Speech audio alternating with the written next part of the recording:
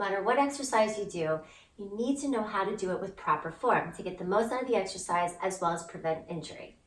Now we'll go over how to do the proper crunch. And there's definitely ways to do it wrong, but there are many different ways of how to do it right. So I'd like to show you both ways so that you can see the differences of the improper way and then how to modify it to work the best for your body. First, let's go over the improper way of doing a crunch.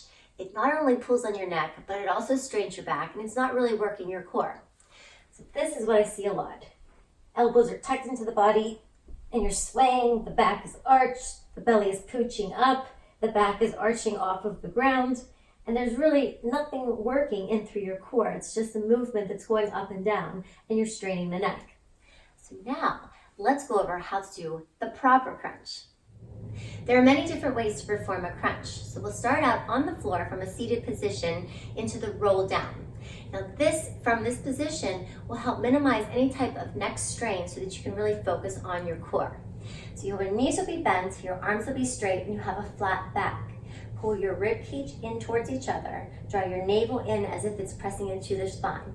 You'll take a breath and then you exhale as you round into a C curve or a hollowed L position, bringing the ribs closer towards the hips. Again, I'm still holding onto my knees, but my pelvis is tucked. From here, start to round the spine, articulating it all the way to the ground to right where you start to feel your shoulder blades hovering. Then you'll lift yourself back up into the flat back position.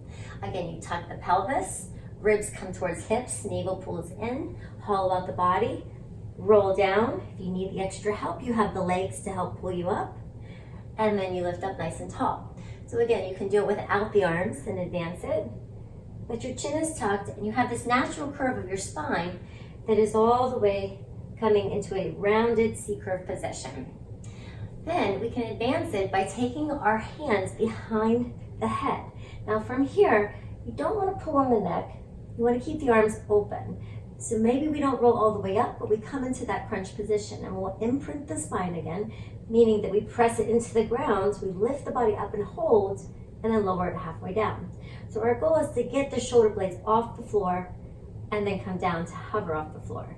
So you don't want to have this range of motion that is constantly moving, because you want to keep the abdominals in at all times so that you're really isolating them and keeping the lower back protected. Now, let's take this onto our total gym. Now, the unique thing about performing a crunch on your total gym is that you're on an incline. So the higher the incline, the easier the exercise. The lower the incline, it's going to be more challenging because you're closer to the surface of the floor.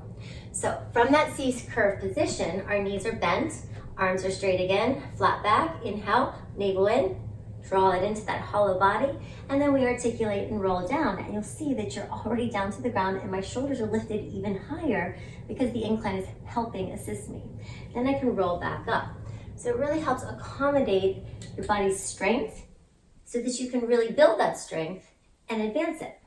So from right here, I come into that position where my hands are behind my head. Again, I have that C-curve hollowed out position in my spine, and I'm already lifted off of the glide board with my shoulders even more than on the floor. So it really helps lift my body. So you really want to feel as if you're working not only the top part of your abs, but the lower as well. So you really want to make sure that you're utilizing your strength, not pulling on the neck and not tucking the elbows in and not arching the spine every time. So the next time that you perform your crunch, be mindful of your spine, making sure that you keep it in contact with the floor at all times. Don't pull on your neck. Use your breath so that you can get the air in and contract the abdominals, and you will be performing a perfect crunch every single time to get the best results in your abs.